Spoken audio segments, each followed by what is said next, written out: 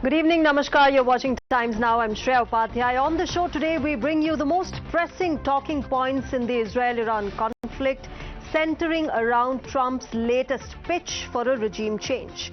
Next up, we'll deep dive into how the opposition in Andhra Pradesh is calling out former Chief Minister Jagan Mohan Reddy for killing a man with his car.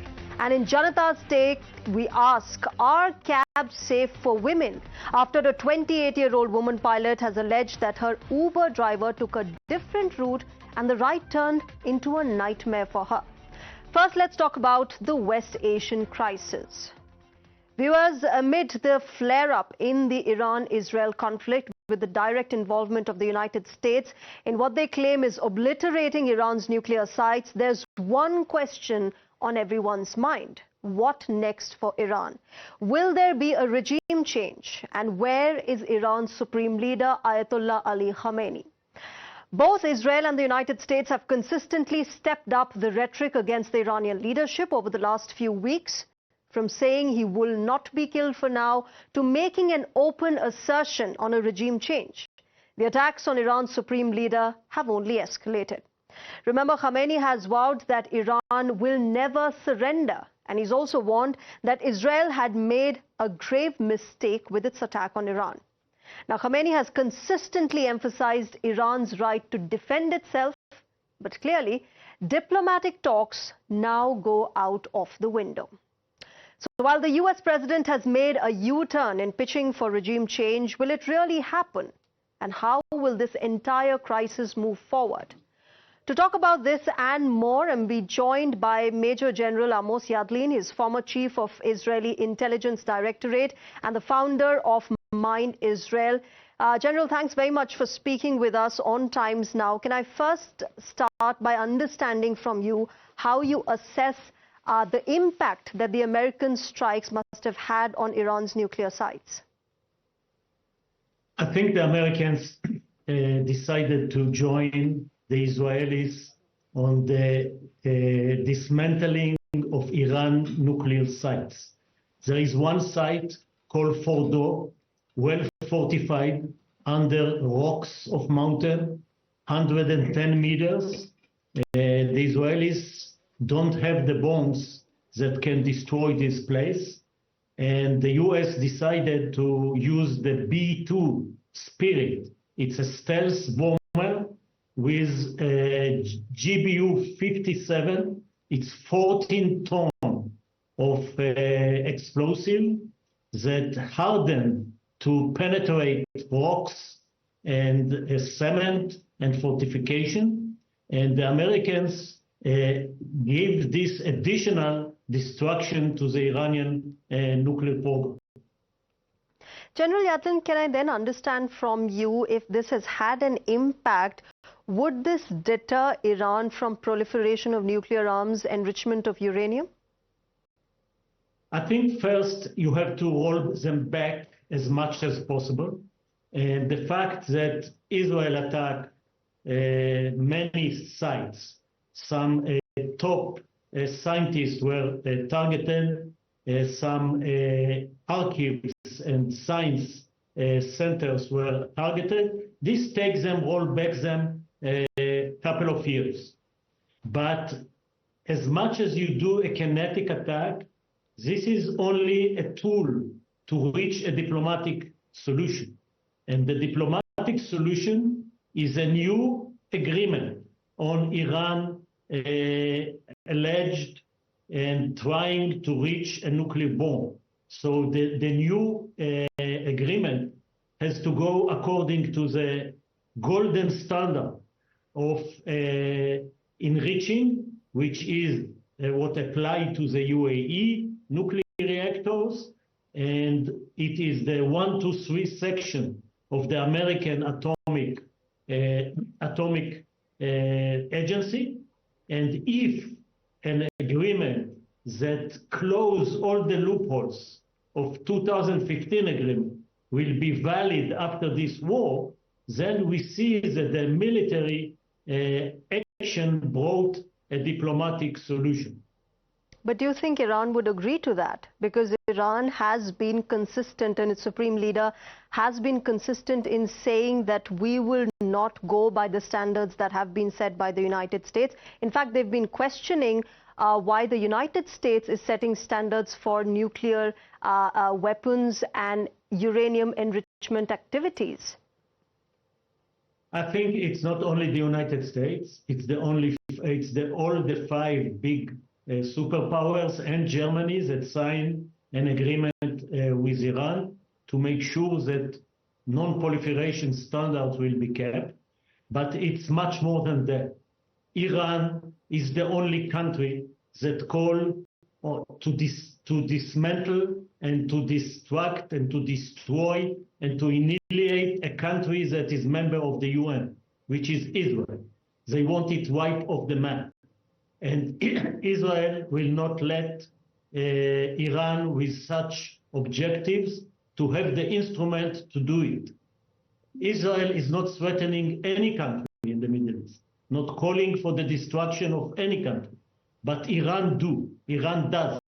So it is Israel begging doctrine from the 1980s that any leader that calls for the destruction of Israel will not have the instrument, the nuclear instrument to do it.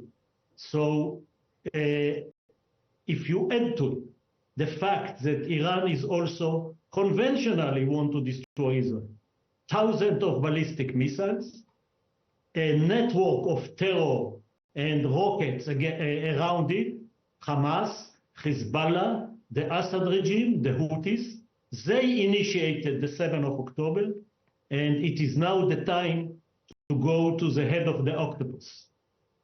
Okay. General Yadlin, since you mentioned the Hamas, Hezbollah and the Houthis, I want to understand from you then what you think of the axis of resistance being reactivated. Yes, there have been very significant losses that all three groups have faced from Israeli strikes, their entire top leadership, the first line and the second line. In fact, the lines thereafter have been destroyed by Israeli strikes. But as far as the reactivation of sleeper cells across West Asia is concerned, do you think that's going to happen soon, and what kind of impact would it have then on this entire crisis? I think the Iranians are not 10 feet high. Their threats were very, very strong for years. But what was proved in the last couple of weeks, maybe couple of months, that Iran is not anymore controlling their proxies.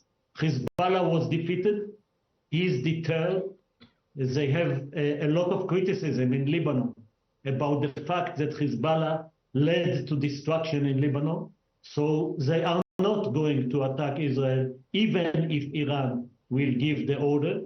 The Houthis anyway fired at Israel a missile a day. This does not make any difference.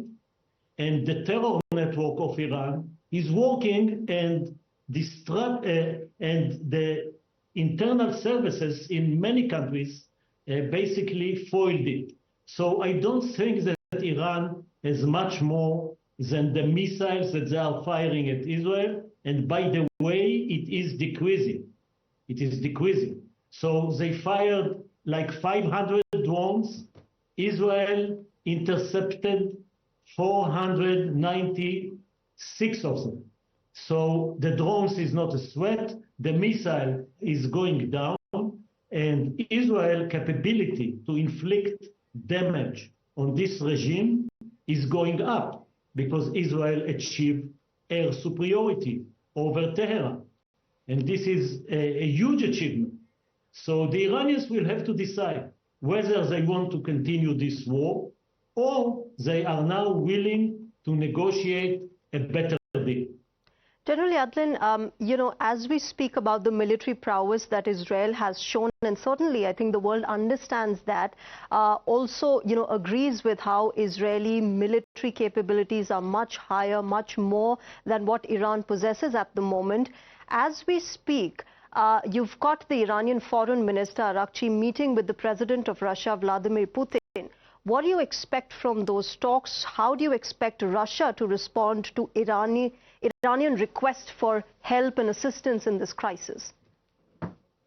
I think it will get a lot of sympathy since Iran supported Russia with drones to attack Ukraine. But I don't see Russia rushing or going to help Iran with military assistance. They have one front open, very wide, very difficult front. They will not open a new front. They will give them the diplomatic assistance, but I will not see any desire by Russia and, by the way, by China to join and make it a global conflict. Okay. General, there are, of course, contrasting claims that have come out from America and Iran after those strikes happened on part of the U.S. America is saying there's complete obliteration of the nuclear sites. Iran is saying much damage has not been inflicted by those strikes.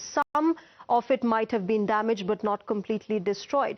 Should we be naive enough to sort of, see that Iran will not do anything at the Fordo nuclear site despite knowing that strikes could happen there?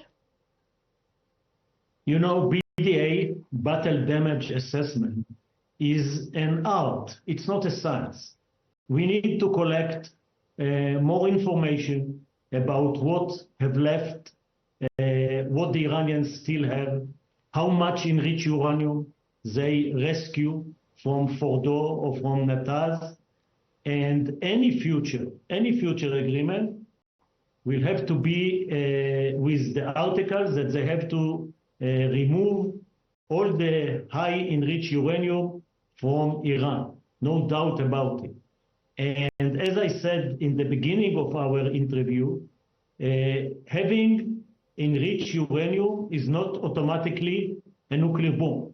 On the contrary, you need to work a lot to create the warhead and the very difficult engineering that the Iranians cannot do now because of the destruction of all the program, all the organization around this enriched uranium. All right. Major General Yadlin, thanks very much. We leave it there. Thank you very much for speaking with us on Times Now and sharing your perspective. Of course, we'll have to wait and watch how Iran responds and how this entire crisis really moves forward. But at the moment, of course, Israel has hand over Iran. Thank you very much, General. All right, viewers, with that, let's also welcome my guest, foreign affairs expert, Mr. Kamar Agha, to talk about how Trump has been claiming about regime change and whether or not this would actually help Iran and the West Asian region. Mr. Agha, good evening. Namaskar.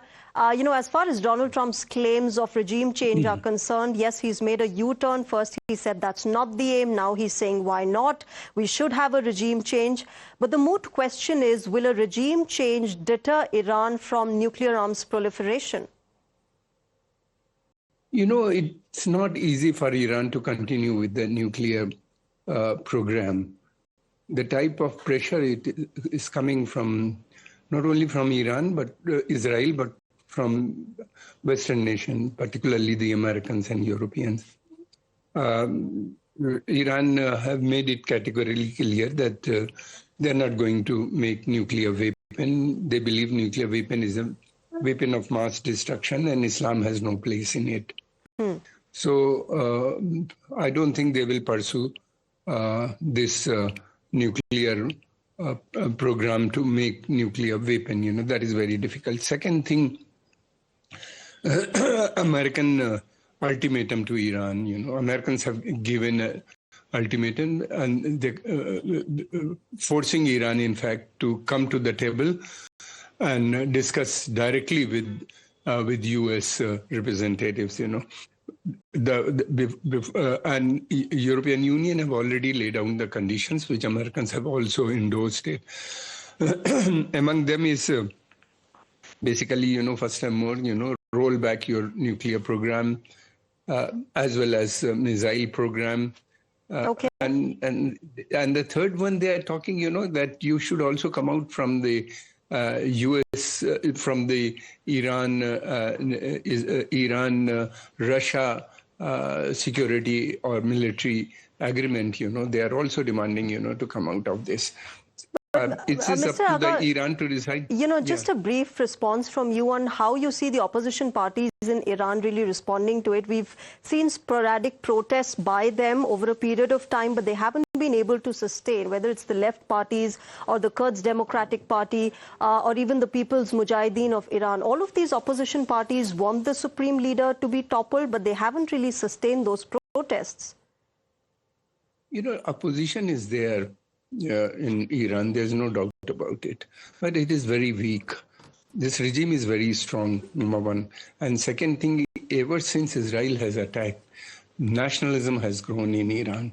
Most of the people, even those people who were opposed to regime, have now united and they're willing to fight. We have seen this in the past also when Iraq attacked Iran, at that time also they united and fight and defeated Iraq, pushed Iraq out of Iran. So this is the only Persian country in the world, and so therefore, they are very united. And as I mentioned, the opposition is very, very weak at the moment. In this, Iran is not a very democratic nation like India or Europe or anything. It's a very strong government, and the government has done a lot of things, since it came to power in this field of science, technology. But of course, we'll have to wait and watch whether this regime change actually happens and whether democracy comes after that regime change into Iran. I'm afraid I have paucity of time, Mr. Qamar Agha, but thanks very much for joining us on Times Now and sharing your perspective and helping us understand this entire regime change bit and how it will impact Iran.